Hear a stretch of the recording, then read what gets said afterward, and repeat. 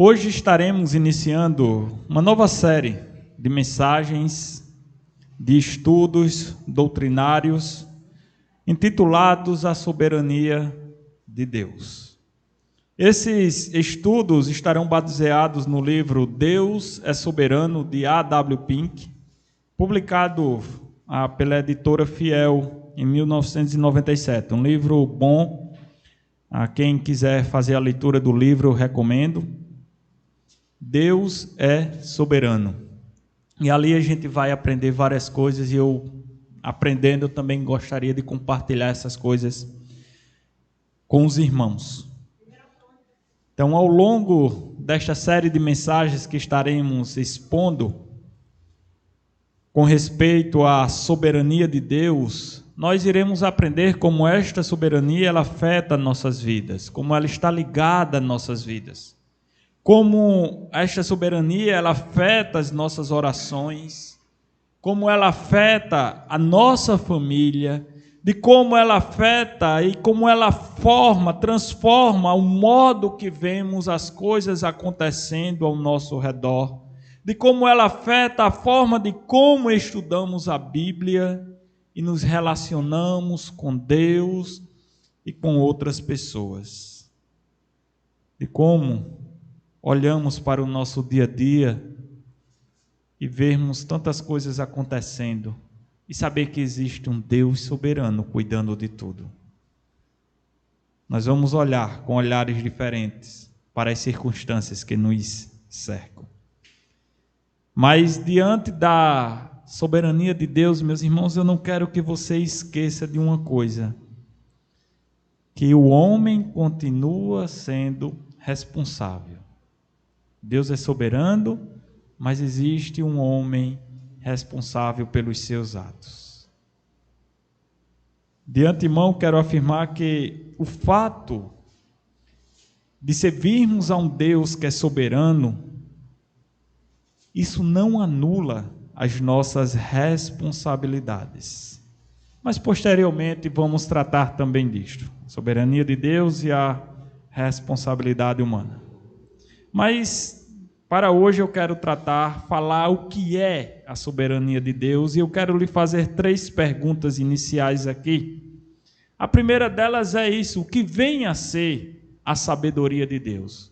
Perdão, a soberania de Deus. O que vem a ser a soberania de Deus? Quando você escuta isso, soberania de Deus, o que é que passa em sua mente? Deus, Ele é soberano na sua vida? E a terceira pergunta é: quais as implicações desta verdade bíblica para a minha vida? A soberania de Deus, 1 Crônicas 29, 10 a 14, vamos ler o texto. É uma oração de Davi falando ao seu povo, ao povo de Israel. Davi louvou o Senhor diante de toda a congregação e disse: Bendito és tu, Senhor, Deus de Israel, nosso Pai de eternidade a eternidade. Teu, Senhor, é o poder, a grandeza, a honra, a vitória e a majestade, porque teu é tudo o que há nos céus e na terra. Teu, Senhor, é o reino, e tu exaltaste como chefe sobre todos. Riquezas e glória vêm de ti. Tu dominas sobre tudo, e na tua mão há força e poder. Contigo está o engrandecer e dar força a todos. Agora, ó nosso Deus, graça te damos e louvamos o teu glorioso nome. Porque quem sou eu? Quem é o meu povo para que pudéssemos dar voluntariamente estas coisas? Porque tudo vem de ti, e nós só damos o que vem das tuas mãos. Ó Deus amado, obrigado, Senhor, pela tua palavra. Nos faz entender, Senhor, que existe um Deus nos céus que é soberano, que governa sobre todas as coisas, que é dono de todas as coisas. Nos mostra, Senhor Deus, como esta verdade tem implicações em nossas vidas, como ela afeta diretamente a nossa forma de olhar para Ti, ó Pai, de amar a Tua palavra, de respeitar, de Te adorar, de Te obedecer. Em nome de Jesus, Te peço a ajuda do Teu Santo Espírito esta noite, Senhor, para nós compreendermos a Tua palavra, para que eu possa expô-la da forma como o Senhor tem planejado. É o que nós Te oramos e Te agradecemos desde já. Amém.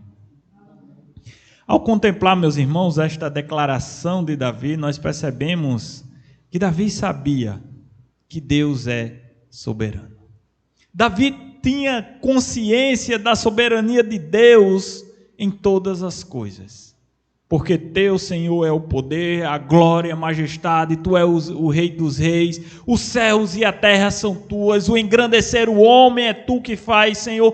Todas as coisas, Deus, vêm das Tuas mãos. Até se nós ofertamos a Ti, é porque o Senhor nos dá para que possamos ofertar.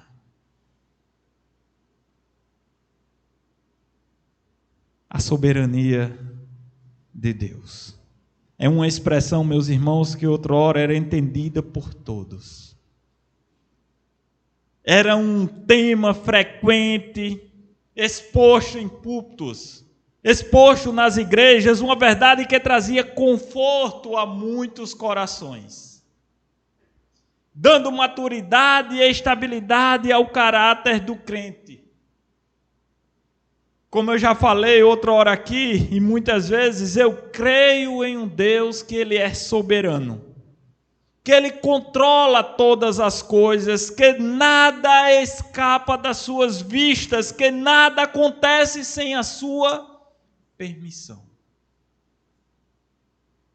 Porque, do contrário, isso seria temeroso para mim. Um Deus que não tem o controle das coisas, que não é soberano. E esse fato desse Deus que eu creio ser soberano, ele me conforta, pois eu sei que Ele tem o melhor para mim. Porque eu sei que mesmo diante das tribulações que eu passo, Deus está no controle da minha vida, Deus está no controle de tudo e Ele tem o melhor para mim. Mesmo que eu não entenda os seus caminhos, os seus planos, os seus propósitos, mas eu sei que Ele está fazendo o melhor para mim. E no final Ele será glorificado. Hoje, porém, quando mencionamos soberania de Deus, se antes era pregado, se antes todos conheciam o que era a soberania de Deus, hoje a soberania de Deus é algo desconhecido. É algo que muitas vezes é rejeitado nas igrejas. É triste saber que o fundamento da teologia cristã, um Deus que é todo-poderoso, onisciente, onipresente e onipotente, está sendo negligenciado e não são pregados nas igrejas. Quando a Bíblia afirma que Deus é soberano, ela testifica da supremacia de Deus, da realeza de Deus, da divindade de Deus, do poder de Deus sobre tudo e sobre todos. Dizer que Deus é soberano é declarar que Deus é Deus. É declarar que Ele é o Altíssimo, o qual tudo faz segundo a sua vontade. Quer seja nos céus, quer seja aqui na terra. Tudo Ele faz segundo os seus propósitos. E conforme lemos também Daniel, capítulo 4, versículo 35, não há quem possa deter a sua mão, nem questionar o que ele faz. Paulo vai dizer em Romanos, citando o Antigo Testamento, quem é tu, ó homem, para dizer ao oleiro como deve ser feito? Tu és barro. Não há quem possa questionar os seus decretos, não há quem possa deter a sua mão. Dizer que Deus é soberano é declarar que Ele é onipotente, possuidor de todo o poder nos céus e na terra, de tal maneira que ninguém pode impedir os seus conselhos, ninguém pode frustrar os seus planos, ninguém pode deter os seus decretos, nem contrariar os seus propósitos, nem muito menos resistir à sua vontade. Nós vemos isso em Salmo 115, versículo 3. Ou você vai se colocar na frente de Deus e vai impedir, aqui você não entra, aqui você não faz, aqui você não passa. Você teria essa coragem? Dizer que Deus é soberano é declarar que Ele governa todas as nações. Salmo 22, 28. Estabelece reinos, derruba impérios e determina o curso das dinastias, segundo a sua vontade. É Ele que levanta presidente, que tira presidente, que bota governador, que tira governador, que bota prefeito e tira prefeito. É não, pastor, é o povo. E quem é que faz ou que dá a vontade ao povo? Como eu disse, você vai olhar com outros olhos para as coisas que acontecem ao seu redor. É Deus, através do povo, que levanta autoridades. Seja aqui no Brasil, nos Estados Unidos, na China, no Japão, aonde você imaginar. É Deus que está levantando essas autoridades. E quando Ele quiser tirar, Ele tira. É em Cuba que tem um regime ditatorial? É na Coreia do Norte, o país mais perseguidor do Evangelho? É Deus que está atuando lá. É Deus que levantou aqueles homens. E quando Ele quiser tirar, Ele tira. Não se engane. Dizer que Deus é soberano é declarar que Ele é único, soberano, o Rei dos reis, Senhor dos senhores. Paulo vai afirmar isso em 1 Timóteo capítulo 6, versículo 15. Este é o Deus da Bíblia, um Deus soberano que pode todas as coisas e não há quem possa detê-lo. O Deus que tudo pode, que não recebe ordens nem conselhos de ninguém. O Deus que estabelece paz e faz guerras. O Deus que fere e que sara. O Deus que mata e que dá a vida. Este é o Deus da Bíblia. E da sua mão ninguém escapa. Deuteronômio 32, 39. Você não pode reduzir o Deus da Bíblia a um Deus minúsculo. Você não pode colocar o Deus da Bíblia em seu bolso, pendurar no seu pescoço, colocar na sua bolsa, fazer um altar, colocar ele lá na sua casa. Você não pode restringir o poder de Deus. Você não pode dizer para dele, eu te determino, eu ordeno que você faça isso, Deus.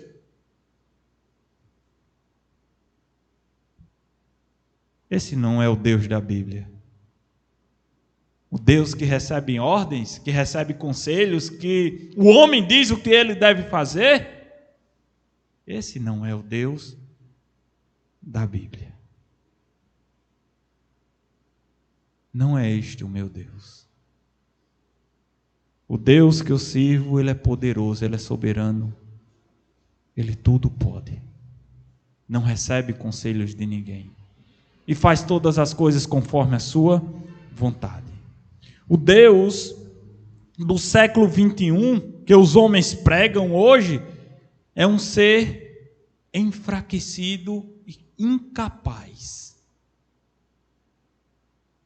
que não impõe respeito a qualquer pessoa, onde os homens mandam e desmandam no que ele deve ou não fazer.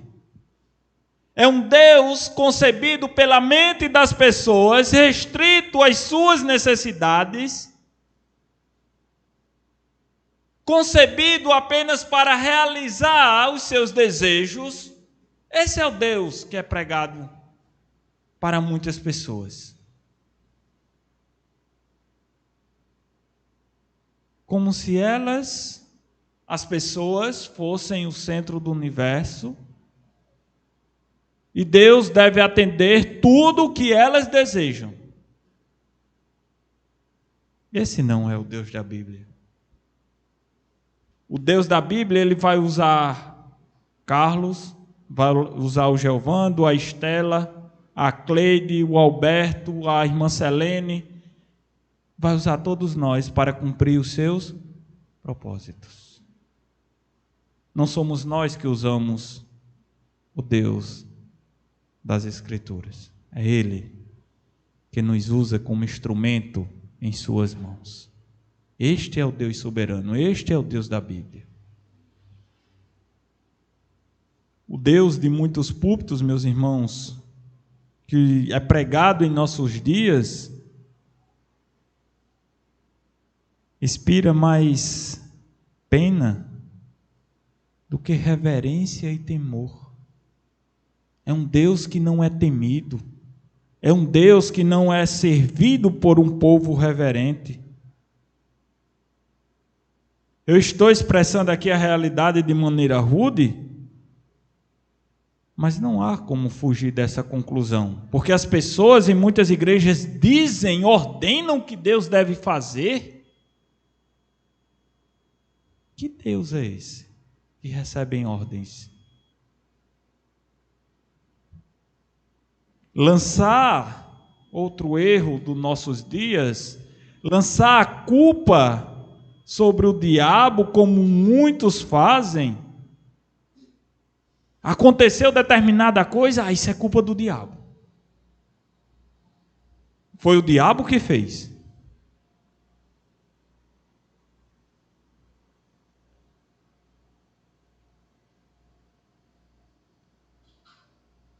É tornar Deus, é fazer Deus sem poder.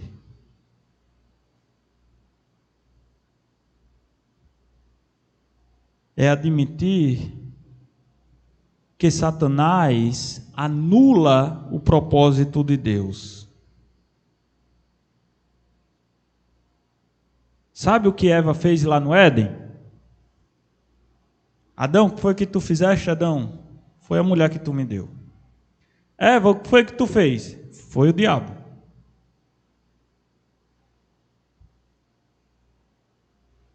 E eles não tinham escolha? Eles não podiam rejeitar, colocar a culpa no diabo, é dizer que o diabo é capaz de anular os propósitos de Deus.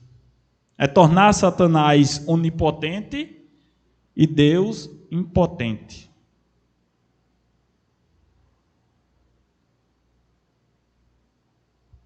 Meus irmãos, eu falei no início, Deus é soberano e o homem é responsável. Muito do que nós fazemos e passamos e atribuímos foi Satanás. Foi eu que escolhi. Foi eu que pequei. Satanás pode até ter incentivado, jogado a conversa bonita. mostrado a isca dourada. Mas quem escolheu morder foi eu. Quem escolheu fazer foi eu. Eu lembro de um irmão, hoje ele já é pastor, não vou citar o nome dele, mas quase todo domingo ele chegava atrasado no culto. Tinha família. Aí certa vez ele disse: olha, Maxwell, eu não sei o que é que acontece. Todo domingo, na hora do culto, some meia, some sapato, a roupa não está pronta. O diabo está trabalhando para mim chegar atrasado. É o diabo mesmo ou a falta de organização daquele irmão? Porque se eu sei que eu vou ter um culto, porque eu já não deixo a roupa das crianças prontas pela manhã, sapato separado e a meia lá no lugar. O diabo não vai pegar e vai jogar para um lado, esconder debaixo da cama. Ele não vai fazer isso, não. Se eu sei que tem um culto, uma escola bíblica à tarde, por que eu não vou assistir esse filme? Eu nem começo a assistir o filme de sessão de domingo, sei lá, porque o filme vai terminar quase em cima da hora para mim ir para a igreja. Então nem começo. E botar a culpa no diabo é dizer que o diabo frustra os planos de Deus, e isso não é verdade. Dizer que o plano original do Criador foi anulado pelo pecado é destronar a Deus. E aqui eu quero remeter os irmãos lá para o Éden, quando Adão e Eva pecam. O plano de Deus foi destruído.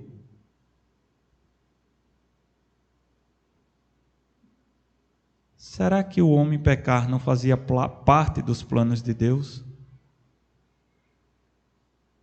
Será que Deus foi pego de surpresa, meus irmãos, quando Adão e Eva comeram aquele fruto e passou o pecado para toda a humanidade? Porque eu sugeri que Deus foi tomado de surpresa no Éden e que agora Deus está tentando resolver a calamidade do pecado. É degradar o Deus que tudo sabe, o Deus que é onisciente, que antes que a palavra venha à nossa boca, Ele já sabe o que vamos dizer. É tornar um Deus imortal em um Deus mortal e falível. Deus não foi pego de surpresa com o nosso pecado. Ele sabia. E já tinha solução para ele, Jesus Cristo. Sabe, irmãos, talvez você... Então por que Deus permitiu, pastor, que o pecado entrasse no mundo? Isso é assunto para outra mensagem, eu só quero abrir uma aspas aqui, um parênteses. Me diga uma coisa, você conheceria a intensidade do amor de Deus demonstrado na cruz de Cristo se você não fosse um pecador? Só para você pensar. Todo o amor derramado e demonstrado por Cristo naquela cruz, se nós não tivéssemos pecados, nós conheceríamos esse amor supremo de Deus. Mas voltando para cá, depois a gente pode ver isso. Então nós não podemos reduzir o Deus soberano a um Deus minúsculo. Você pode não entender o que você está passando hoje. Você pode não entender os planos de Deus em sua vida. Mas eu quero te assegurar uma coisa, desde o início, Deus não perdeu o controle. Sabe, o cavaleiro que vai em um cavalo, ele segurando a rédea e controlando aquele cavalo, Deus não perdeu o controle. Ele não perdeu as rédeas da nossa vida. Ele continua guiando. Seus propósitos, seus planos estão sendo feitos conforme Ele planejou. Em resumo, negar A sabedoria de Deus é entrar em um caminho que, se for seguido até o fim, te levará ao ateísmo aberto. E se você não sabe o que é o ateísmo aberto, é aqueles que negam a onipresença, onipotência e onisciência do Criador. Esse é o ateísmo aberto. É você negar, se você nega que Deus é onipotente na sua vida. Quando dizemos que Deus é soberano, asseveramos o direito que Ele tem de governar o universo,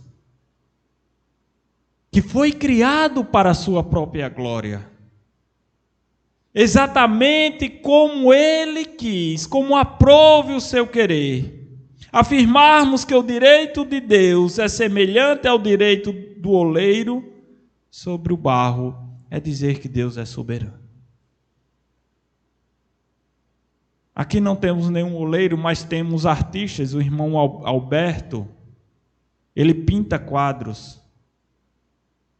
Temos o irmão Willis em casa, que é artesão, a irmã Sueli. Eu pergunto a um desses irmãos que nos escuta, o irmão Alberto está aqui presente, por acaso, quando o irmão Alberto vai pintar um quadro, o quadro diz: Alberto, eu quero que você me pinte de azul. Aí o outro diz: eu quero que você me pinte de amarelo. É o quadro que diz isso para ele? Ele diz: eu pinto do jeito que eu quero. Do jeito que está aqui, eu vou colocar aqui. Do jeito que o oleiro quer fazer o seu vaso, ele vai fazer. Do jeito que Deus quiser conduzir a sua vida, Ele vai conduzir. Quer seja por pastos verdejantes, quer seja pelo vale da sombra da morte, mas Ele vai conduzir.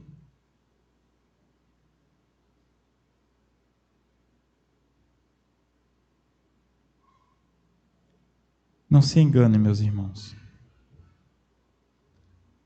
Algumas vezes parece que este Deus que é soberano, Ele está passivo a tudo o que está acontecendo em nossos dias. Mas de repente Ele rompe com o seu poder, rompe com a sua glória e mostra: eu ainda estou no controle.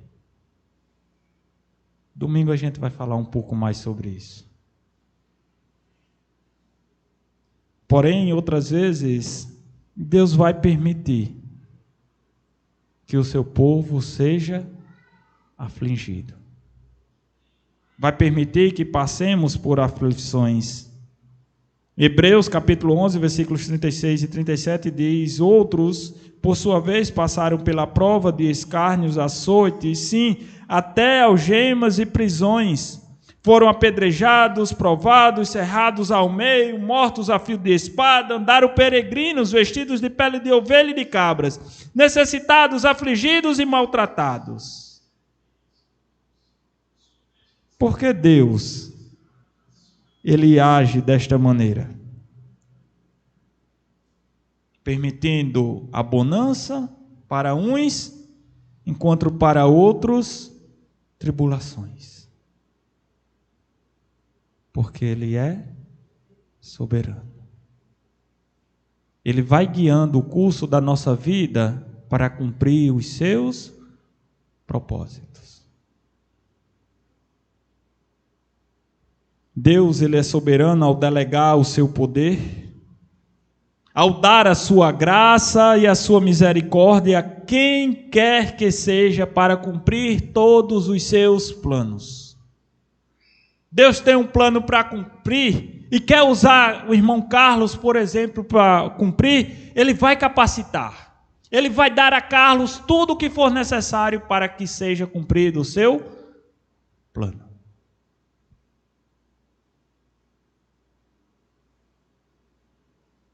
Ele concedeu vitalidade e longevidade a Matusalém. Eu quero que ele viva, seja o homem mais velho aí que viveu mais tempo na Bíblia. Quem é você para dizer: não, isso era para ser comigo, Deus? Eu quero Matusalém. Ele deu força a Sansão. homem mais forte da Bíblia. É Ele. É Ele que vai julgar Israel. É Ele que vai livrar Israel dos filisteus. Eu vou conceder força a Ele. Estava brincando? Deixa eu tirar. No final da vida, para cumprir o seu propósito, eu vou te dar de novo força, Sansão. Foi Deus que concedeu inteligência a Salomão. Porque desde antes de Salomão e depois não houve e nem haverá homem tão inteligente quanto Salomão, afirma a palavra de Deus.